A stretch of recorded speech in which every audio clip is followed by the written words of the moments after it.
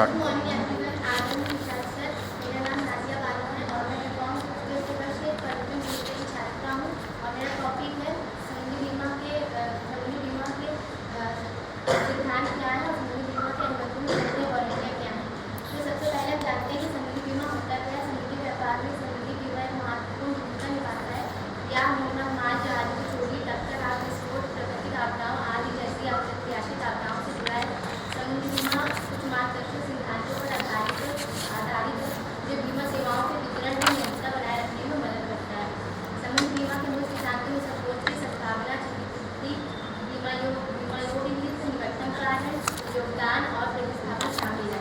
समुद्री बीमा का पहला सिद्धांत है सद्भावना का सिद्धांत। यह प्रत्येक बीमाकर्ता को व्यक्ति की सर्वोच्च सद्भावना पर आधारित होता है। सर्वोच्च सद्भावना सिद्धांत यह सुनिश्चित करता है कि कोई भी व्यक्ति या संस्था को महत्वपूर्ण जानकारी छिपाए बिना सटीक विवरण। यदि बीमाकर्ता को लगता है कि पॉलिसी वाले संस्था के पास कोई महत्वपूर्ण जानकारी छिपाई गई है तो उसे आवेदन या दावे को अस्वीकार करने का पूरा अधिकार है।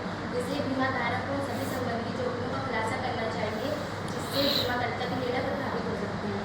दूसरा है क्षतिपूर्ति का सिद्धांत। क्षतिपूर्ति का सिद्धांत क्या होता है? इसमें बीमित व्यक्ति को नुकसान के बाद उसी की स्थिति में रखना जहाँ वह नुकसान से पहले होगा। हालांकि बीमा कंपनी के नुकसान या स्थिति में समान की भरपाई नहीं की जा सकती, लेकिन वह उचित मुआवजा दे सकती है। क्षतिपूर्ति सिद्धांत यह भी सुनिश्चित करता है कि बीमित व्यक्ति को नुकसान से अधिक मुआवजा न दिया जाए और कोई भी व्यक्ति लाभ कमाने के उद्देश्य से पॉलिसी ना खरीदे। उदाहरण, यदि किसी व्यक्ति के पास 35 लाख की बीमा पॉलिसी है और उसे 15 लाख का नुकसान होता है तो वह 15 लाख का मुआवजा पाने का हकदार है। तीसरा है बीमा योग्य का सिद्धांत।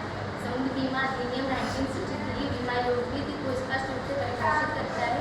इस सिद्धांत के अनुसार एक आदर्श वस्तु समुद्री जोखिमों के संपर्क में होनी चाहिए और उसका एक लक्ष्य संस्था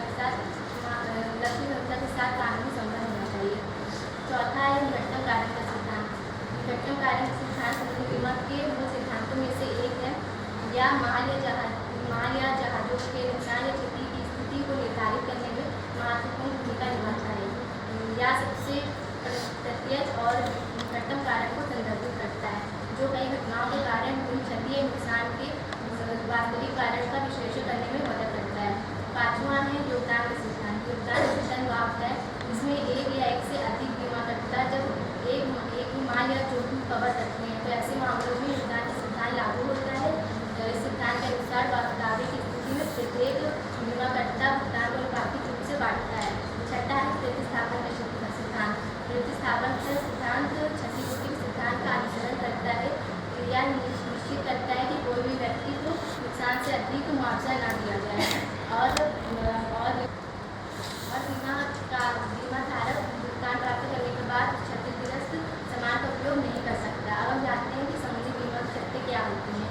समुद्री बीमा पॉलिसियाँ बीमाकर्ता और बीमित व्यक्ति की ओर से अनुबंध होती हैं जिनमें कई नियम और शर्तें शामिल होती हैं। ये शर्तें वे प्रावधान हैं जिन्हें बीमा धारक द्वारा पूरा किया जाना आवश्यक है। यदि किसी शर्त का उल्लंघन होता है तो बीमाकर्ता को उसके दायित्व से मुक्त किया जा सकता है। शर्तें दो तरह की होती हैं, निहित और स्पष्ट। निहित शर्तें वे होती हैं जिन्हें पॉलिसी में स्पष्ट रूप से बताया नहीं जाता है लेकिन वे कानून द्वारा स्वतः ही शामिल कर ली जाती हैं और ये शर्तें पॉलिसी में मौजूद मानी जाती हैं। स्पष्ट शर्तें वे होती हैं जिन्हें पॉलिसी में स्पष्ट रूप से बताया जाता है और बीमाधारक द्वारा उस पर सहमति दी जाती है। समुद्री बीमा की वारंटी तत्वों के ऐसे कथन होते हैं जिनकी वारंटी बीमाधारक द्वारा दी जाती है। दूसरे शब्दों में बीमाधारक द्वारा बीमाकर्ता को जहाज की स्थिति या उपयोग के संबंध में दिए गए वादे होते हैं। यदि किसी वारंटी का उल्लंघन होता है तो बीमाकर्ता को उसके दायित्व से मुक्त किया जा सकता है। वारंटी भी दो तरह की होती है, निहित और स्पष्ट।